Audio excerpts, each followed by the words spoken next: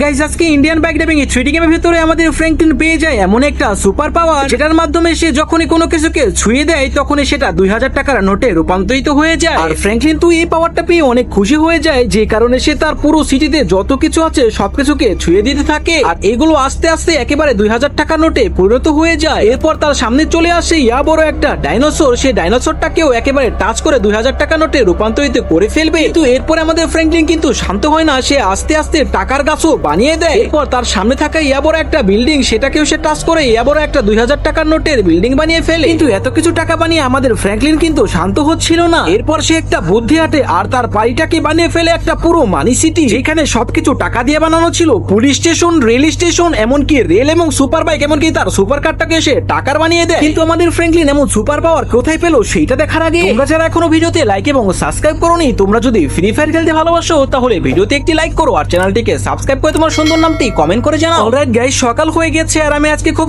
সকালই ঘুম থেকে উঠে পড়েছি।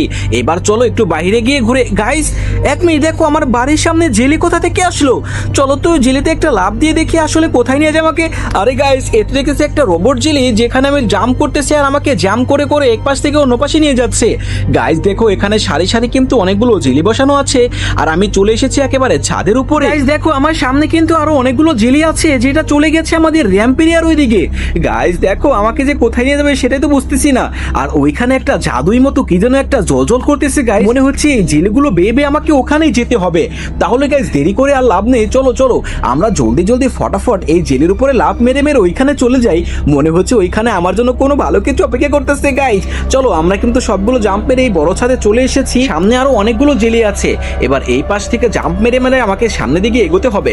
গাইস একটা, তারপরে হচ্ছে দুটা, আরে আস্তে আস্তে। এই তো গাইস, আমরা 3 নাম্বার জেলিতে আরেকটা জাম্প, 4 নাম্বার